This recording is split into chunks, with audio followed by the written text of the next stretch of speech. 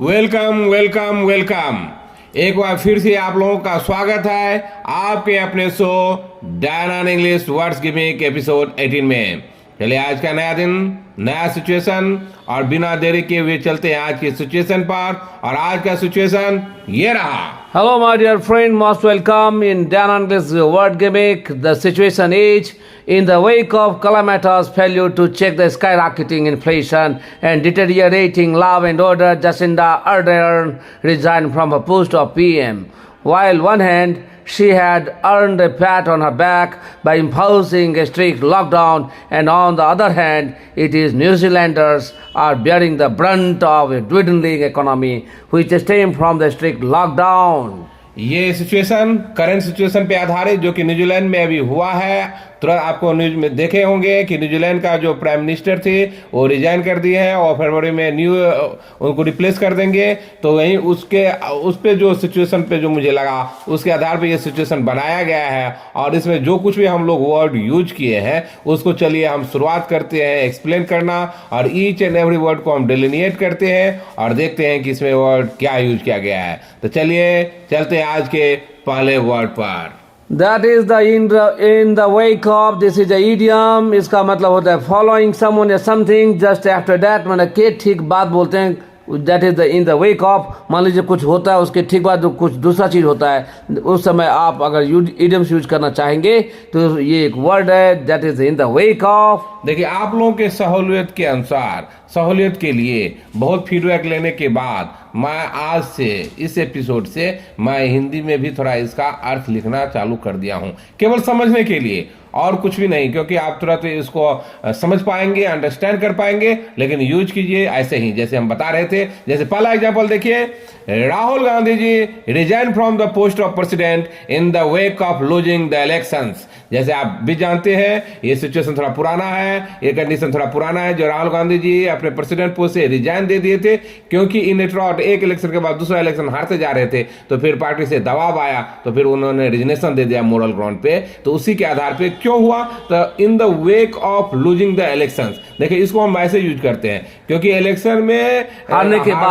के बाद राहुल गांधी जी अपने प्रेसिडेंट पोस्ट से रिजाइन दे दिए। तो देखिए इसका देखिए के ठीक बात, इसको इस ढंग से कीजिए जिसके बाद कुछ जो घटना घटता हो तो उसको हम करेंगे इन द वेक ऑफ। मतलब इन द वेक ऑफ के बाद जो घटना होता है वो मतलब रिजल्ट हो गया इन द वेक ऑफ, उसके ठीक बाद जो होता है वो देना पड़ता है। और यूज पे ध्यान दीजिएगा बार बार। दूसरा एग्जांपल देखिए of this idioms, police reached on the spot in the wake of murder of local leader. देखिए आप एग्जांपल से इसको समझ जाएंगे। देखिए police reached on the spot in the wake of murder of local leader. मैं local leader के murder होने के ठीक बाद वहां पे पुलिस पहुंचता है। क्यों पहुंचा, तो लोकल लीडर का वहां पे मर्डर हो गया था, उसके ठीक बाद वहां पे पुलिस पहुंचा। इसको हम इस ढंग से यूज करेंगे। तीसरा एग्जांपल देखिए, third example of this idiom that is JP Nadda regained his post in the wake of gaining a thumping majority in Gujarat election। अभी वाकिफ है, सबको वाकिफ है। और जो अभी तुरंत ही इनका एक्सटेंड हुआ है टेन्योर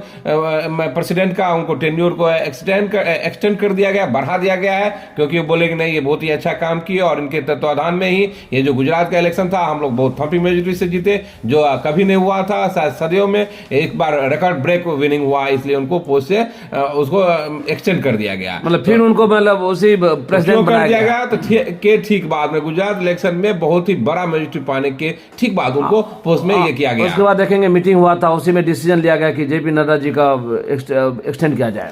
तो इसको इस ढंग से हम यूज करेंगे इन द वेक ऑफ, माने के ठीक बाद। चलिए आज का दूसरा वर्ड दैट इज calamitous। क्लाइमाटस देखिए एल के ऊपर लकीर है, इसका मतलब एल पे जोर देना होगा, और ए उल्टा है और ई तो मतलब क्लेमाटस क्या पढ़ेंगे, क्लाइमाटस।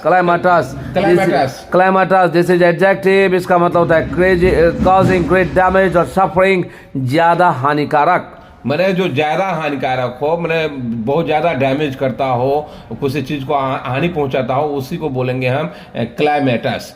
जैसे पहला एग्जांपल देखिए, no more no you will suffer a calamitous disappointment particularly for English. ये हम लोग का कहना है। हम लोग का कहना ये है कि अभी आपके आसपास आपके शहर में डैन इंग्लिश आ गया, तो इस इंग्लिश से रिलेटेड अगर कोई भी प्रॉब्लम हो तो you can make a beeline to then English and you no more now you can suffer. चलिए दूसरा एग्जांपल देखिए।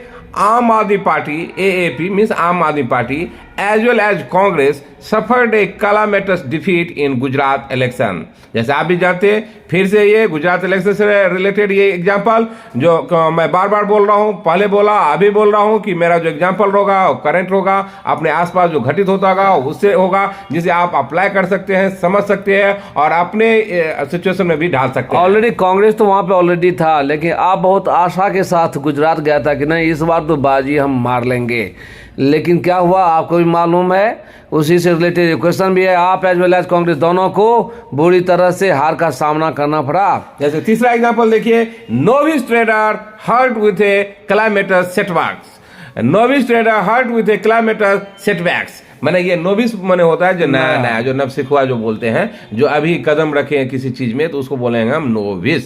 इसको क्या बोलेंगे? Novice, NOVICE novice. तो novice trader hurt with a calamitous setback। यदि उसको जो कोई नया सिखुआ आता है उसको बहुत ज्यादा घाटा हो जाता है, वो पहले ही में ब्लो होता है फिर वो पार हो जाता है। इसलिए मैं बोला कि novice trader hurt with a calamitous setbacks, क्योंकि उनके पास इतना स्ट्रेंथ नहीं रहता, नॉलेज नहीं रहता और एक्सपीरियंस नहीं रहता जो उसको सामना कर सके। तो इसलिए ये एग्जाम्पल हुआ क्लैमेटस, वर्ड क्लैमेटस, इस पे ध्यान दीजिए और इसको यूज कीजिए। इसका हिंदी हुआ ज्यादा हानिकारक। My dear friends, the third word of this show that is sky rocket. नहीं तो इसको क्या पढ़ते होंगे? स्काई रॉकेट बोलते होंगे, लेकिन इसका देखिए एस के ऊपर लकीर है, इसका मतलब एस पे जोड़ देना होगा।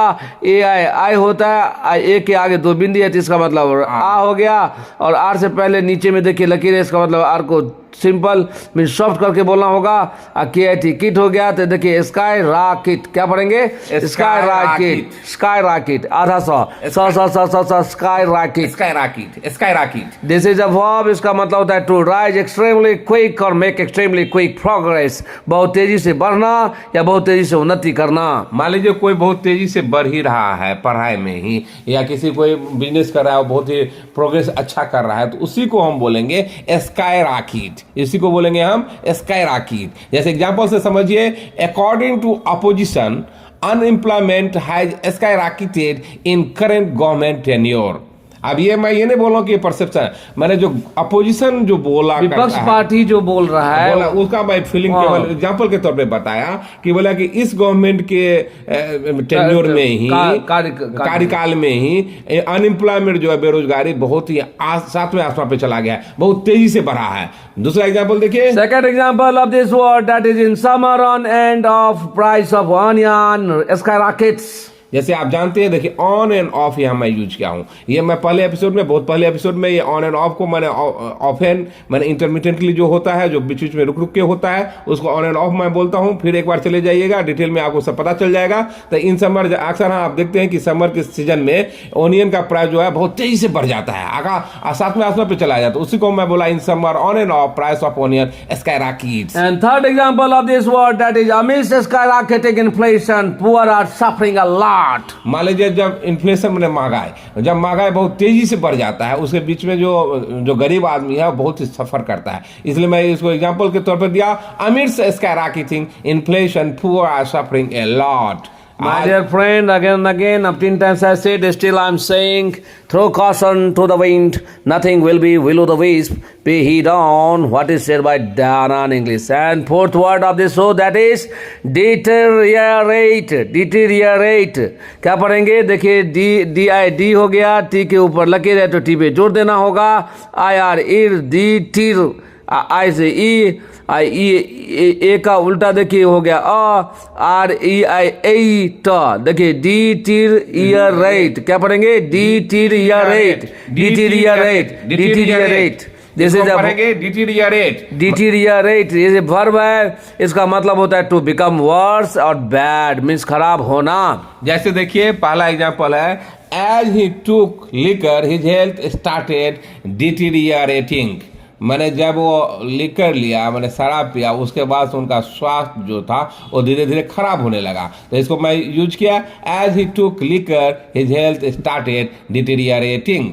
जैसे दूसरा एग्जाम्पल देखिए, The political situation of Israel deteriorated rapidly. आप देखे होंगे अभी हाल फिलहाल का करंट सिचुएशन देखेंगे कि वहाँ पे प्रोटेस्ट काफी ज्यादा हो रहा है कुछ गवर्नमेंट के एक्शन से। इसलिए मैं बोला कि पॉलिटिकल सिचुएशन जो इजराइल का है वो काफी तेजी से खराब हुआ है। ये तीसरा एग्जाम्पल देखिए, His health is deteriorating day by day. मतलब उसका जो स्वास्थ्य है, उसका जो तबीयत है, वो धीरे धीरे खराब होता जा रहा है, दिन प्रतिदिन खराब होता जा रहा है। तो उसको हम डे बाय डे मैंने दिन प्रतिदिन। Means not necessary to bend to the will of anyone because you don't have a knowledge modicum. क्योंकि डायरेक्टनेस आ गया है और इसका लुत्फ उठाइए, इसका फायदा उठाइए। चाहे आप एयरफोर्स का तैयारी करते हो या एसएससी का तैयारी करते हो, सीजीएल का तैयारी करते हो या पीओ का तैयारी करते हो या बैंकिंग का तैयारी करते हो, 100% you can make a go. Because no sooner did you start following the Dan English word gimmick, 100% it will help a lot. Please try to be the part of Dan English. और English से related कुछ भी problem हो तो यहाँ offline हम लोग का क्लास है। Please make a beeline to the Dan and English। चलिए आज का फिफ्थ वर्ड है earn a pat on her back. Earn a pat on her back. This is the idioms. इसका अर्थ होता है गेट कुडॉस या गेट एप्लॉज, माने शाबाशी पाना। जाने चावसी पाते हैं, आपको पीठ थपथपाता बोला बहुत अच्छा काम किया, उसी को बोलते हैं चावसी पाना। एग्जांपल के तौर पे देखिए, First example of this idiom, that is on doing a good work, he earned a pat on his back. देखिए जो इडियम में जो दिया गया था earn a pat on her back, माने हर जो है अकॉर्डिंग टू सब्जेक्ट बटोरना, माने सब्जेक्ट के अनुसार हर ही ये सब चेंज होते रहेगा। जैसे देखिए पहले एग्जांपल में आपको दिख गया होगा, on doing a work he earn a pat on his back. देखिए हिज बैक है क्योंकि ही के संदर्भ में दिया तो हिज बैक आ गया। तो देखिए काम करने पर वो बहुत चावसी पाता है, तो यही हुआ। दूसरा एग्जांपल देखिए, India earned a PAT for their good management in corona. लेकिन इंडिया का चावसी चारों पूरे दुनिया में फैला हुआ है क्योंकि कोरोना के समय में सब पूरे विश्व अस्त व्यस्त था, लेकिन इंडिया कम से कम संभला हुआ था और अच्छा मैनेजमेंट था, अच्छा था। तीसरा एग्जांपल देखिए, Dan and English is earning a pat on its back for its way of teaching। देखिए कैसे कैसे ये हर जो मैं पहले बताया earn a pat on her back idioms में ये कैसे चेंज होता है सब्जेक्ट। डायरेक्ट इंग्लिश यहाँ पे देखिए, डायरेक्ट इंग्लिश ये निर्जीव के कैटेगरी, नॉन लिविंग के थिंग के कैटेगरी में आता है, इसलिए यहाँ पे एड्स का यूज हुआ है। तो ये ध्यान रखिएगा, अकॉर्डिंग टू सब्जेक्ट यहाँ पे वो चेंज होगा। अगर यू रहेगा तो योर होगा, आई रहेगा तो मैं होगा, ही रहेगा तो हिज होगा, ये ध्यान रखिएगा। अभी जो कोई भी Dan and English में पढ़ रहा है और जो ग्राउंड रियलिटी है उनके साथ वो जो फीडबैक जो आता है, इसके आधार पे मैं ये कहना चाह रहा हूँ कि Dan and English के पढ़ाने के तरीके से Dan and English को बहुत चावसी मिल रहा है। तो वो मन अर्न कर रहा है, क्या चावसी अर्न कर रहा है, बाबा ही लूट रहा है। तो इसी को बोलेंगे Dan and English is earning a pat on its back for its way of ऐसे भी कहावत है कि as quick as you start following the heart on the heels of instructions of Dan English, 100% आपका इंग्लिश बहुत अच्छा हो जाएगा और बोलने के मद में, लिखने के मद में, ग्रामर, कंपटीशन सब कुछ आप निकाल सकते हैं। और next word that is impose. Impose that के पी के ऊपर लकीर है, जिसका मतलब पी पे जोर देना होगा। यहाँ पे जेड है, इसका मतलब टंग को दांत के पीछे चिपकाइए और गर्दन के साथ हवा निकालिए, दैट इज इम्पोज। ये है वर्ब, इसका मतलब होता है टू अप्लाई द लॉ, लागू करना। ये क्या पढ़ेंगे, इम्पोज। देखिए पहला एग्जांपल देखिए, almost all countries impose strict lockdown during corona. देखिए कोरोना के समय में जैसे आप भी जानते हैं कि पूरा विश्व में पूरा कोई देश ऐसा नहीं था जो कि लॉकडाउन नहीं लागू किया, तो इसलिए मैं इसको बोलूंगा almost all countries impose strict lockdown during corona. And second example of this word that is strict rule and regulation are imposed by Dan and English for learning English। मैंने Dan and English में जैसे strict rule and regulation are impose by Dan and English for learning English. Sorry, strict rule and regulation are imposed. क्योंकि देखिए ये sentence को आप देखिए तो आप यदि आप थोड़ा समझते होंगे ग्रामर को, तो ये आपका पैसिव में बताया गया है। जब भी ई जमार के बाद जो वर्ब आएगा हमेशा V3 में ही आएगा, इसलिए यहाँ पे इम्पोज्ड होगा, V3 होगा। तो ये होगा strict rule and regulation are imposed by Dan and English for learning English। And third example of this word that is Dan and English wants the students to impose strict controls on study. डैनियलिस्ट खासकर पढ़ाते समय एक strict rule रखा है सबके ऊपर, पढ़ाई के मद में आपको ढीला नहीं छोड़ता है, इसलिए आपको बोलना, वो भी 3 दिन 4 दिन 10 दिन में सब बोलने लगता है, अच्छा बोलता है, बोलने के मद में, लिखने के मद में, ग्रामर हर फ्रंट पे मजबूत है। चलिए आज का 7th वर्ड, दैट इज एरियास बियर या टेक द ब्रंट। देखिए पहले आप ध्यान दीजिएगा, बियर से भी बोल सकते हैं, बियर द ब्रंट बोल सकते हैं या टेक द ब्रंट बोल सकते हैं। ये इडियम्स है, इसका मतलब होता है सफर फ्रॉम अनप्लीजेंट थिंग, खराब चीजों से जूझना। जैसे एग्जाम्पल के तौर पे देखिए, पहला example, a lot of people bore the brunt of corona. देखिए बियर बोर बॉर्न होता है, तो यहाँ पे हम बोर मैंने V2 का यूज किया हूँ, तो बहुत सारा आदमी इसका खराब चीजों से जूझा, कोरोना के इसमें जूझा, सामना किया, तो इसलिए बोला a lot of people bore the brunt of corona, क्योंकि ऑलरेडी पास्ट हो चुका है, इसलिए V2 का यूज किया। दूसरा एग्जाम्पल देखिए, you will be ready to take the brunt of your father. मतलब पिताजी का गुस्सा और पिताजी का जो गुस्सा है उसके लिए आप तैयार रहिए, क्योंकि आप अगर कुछ गलत करेंगे तो नेचुरली परिवार वाले ही जो आपसे बड़े हैं, बुजुर्ग हैं, वही आपको डांटेंगे, आपको सुधारेंगे। तो वही लिखा हुआ है, you will be ready to take the brunt of your father. तीसरा एग्जाम्पल देखिए, 10 times we bore the brunt of ups and downs in our life। मतलब बहुत बार हम उतार चढ़ाव को फेस करते हैं, मतलब उस चीजों से जूझे हैं, मतलब फेस करना समझ। वैसे भी जिंदगी में अगर आपको आगे बढ़ना है तो अप्स एंड डाउन्स को झेलना ही पड़ता है। चलिए आज का 8th वर्ड है, दैट इज डोइंडल। डोइंडल देखिए, डी पे आपको जोर देना होगा, डोइंडल, और ई उल्टा है, ये मतलब अ हो गया, डोइंडल। क्या पढ़ेंगे? डोइंडल। ये एडजेक्टिव, इसका मतलब होता है ग्रेजुअली डिक्रीजिंग, धीरे धीरे कम होना। जैसे देखिए पहला एग्जांपल देखिए, Parsi community dwindling its population, मैंने पारसी कम्युनिटी का जो पॉपुलेशन है जो दिन घटते जा रहा है, तो इसलिए मैं बोला Parsi community dwindling its population. और दूसरा एग्जांपल देखिए, JDU is dealing with dwindling popularity. dwindling मतलब जेडीयू का जो पॉपुलैरिटी है वो धीरे धीरे कम होता जा रहा है, क्योंकि आप एक दल से दूसरे दल, दूसरे दल से तीसरे दल में जाके चिपक जाएंगे, तो नेचुरली आपका शाख कहाँ पे रहेगा आप जानते हैं। तीसरा एग्जांपल देखिए, English ignorancy is dwindling day by day. मैंने इंग्लिश से रिलेटेड जो भी इग्नोरेंसी था, अनभिज्ञता था, वो दिनों दिन कम होते जा रहा है। हम लोग का ये कहना था इंग्लिश इग्नोरेंसी आ गया है। हाँ, तो इसलिए मैं बोला कि English ignorancy is dwindling day by day. With an expression of great sincerity, say to you all, my body, for learning English, Dan English is the best place by people. This is said genuinely. My dear friend, please try to be the part of Dan English. Subscribe it, and if you like it, तो please share it, like it. चलिए आज का 9th word हुआ, Stem from something. This is a phrase. Stem from something मतलब किसी चीज से शुरू होना, means to start or develop as a result of something. जैसे देखिए पहला एग्जांपल से आप समझ जाएंगे। पहला example, a good orator stem from Dan and English, मैंने बहुत ही अच्छा ओरेटर डैनन इंग्लिश से निकल रहा है, तो इसलिए मैं बोला a good orator stems from Dan and English. दूसरा एग्जांपल देखिए, second example, media leaders stem from RSS. RSS को कहा जाता है कि ये नेता पैदा करता है, वहां से अच्छे ओरेटर निकलते हैं, अच्छे नेता निकलते हैं। उदाहरण के रूप में अभी आपको मालूम होगा, सबसे अच्छे वक्ता orator former prime minister of India Atal Bihari Vajpayee ji थे, और अभी जो करंट प्राइम मिनिस्टर हैं वो भी आरएसएस के ही प्रोडक्ट हैं। इसलिए कहा जाता है कि आरएसएस अच्छा प्रोडक्ट पैदा करता है और एक अच्छा नेता, अनुभवी नेता देता है। इसलिए हम लोग इसको हिंदी में दूसरे ढंग से भी बोलते हैं कि आरएसएस जो है मैं नेताओं का जननी है, तो उसी को मैं किसी चीज से निकलना होता है, आरएसएस से ही निकलता है। तीसरा एग्जाम्पल देखिए, the disagreement amongst brothers stem from A misunderstanding. भाई भाई में लड़ता है, भाई भाई आपस में लड़ जाते हैं केवल एक मिसअंडरस्टैंडिंग की वजह से या तीसरे आदमी के उसमें आ जाने से। इसलिए मैं यही कहना चाहूंगा कि मिसअंडरस्टैंडिंग मत क्रिएट कीजिए, भाई में मिलके रहिए। अगर लोग बोलते हैं कि अगर साथ रहते हैं तो आप आगे बढ़ सकते हैं, आसानी से कुछ भी फतह कर सकते हैं।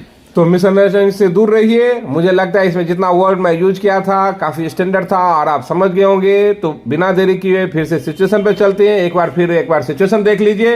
In the wake of calamitous failure to check the skyrocketing inflation and deteriorating law and order, Jacinda Ardern resigned from her post of PM. while one hand she had earned the fat on her back by imposing a strict lockdown, and on the other hand it is New Zealanders are bearing the brunt of a dwindling economy which stem from the strict lockdown. तो अभी मुझे लगता है कि आप समझ गए होंगे, क्योंकि इसका सारांश यही हुआ कि वहाँ पे जो था, मैंने वहाँ का जो current prime minister Jacinda Ardern जो थी, वो तो इतना स्ट्रिक्ट लॉकडाउन वहाँ लगा दी, जो वहाँ पे इन्फ्लेशन बहुत तेजी से बढ़ा, लॉ एंड ऑर्डर बहुत तेजी से नीचे गिरा। तो उससे क्या हुआ कि वहाँ पे असंतुष्टि पैदा हो गया। तो वो लेकिन चीज का मतलब भाव बढ़ रहा है, सब बढ़ रहा था। लॉकडाउन करके आप देश को आगे नहीं बढ़ा सकते। लॉकडाउन से तो चावसी पाली की, इसलिए मैं दिया है कि earn a pat on her back, मैंने चावसी पाली। लेकिन दूसरी तरफ वो न्यूजीलैंडर जो है, जो उसको सामना पड़ा, इकोनॉमी जो नीचे जा रहा है, गर्त में जा रहा है, रोजगार नहीं मिल रहा है, बहुत इन्फ्लेशन है, तो कैसे दिन कटेगा। तो उसका फलस्वरूप उसका जो परिणाम हुआ, इसलिए मैं लिया स्टेम फ्रॉम देश। अगर आपको अच्छा लगता है तो प्लीज, मैं बार बार बोलता हूँ, अभी भी बोल रहा हूँ कि सब्सक्राइब कीजिए और यहाँ पे ज्यादा से ज्यादा समय बिताइए। 100% आपको बहुत नॉलेज गेन होगा। बोलने के मद में ग्रामर सब कुछ अच्छा हो जाएगा। तभी तो कहता हूँ कि throw caution to the wind nothing will be will of the west pay heed on what is said by Dan English. तो चलिए आप इस पे काम कीजिए, अपना सिचुएशन बनाइए। तब तक के लिए बाय बाय।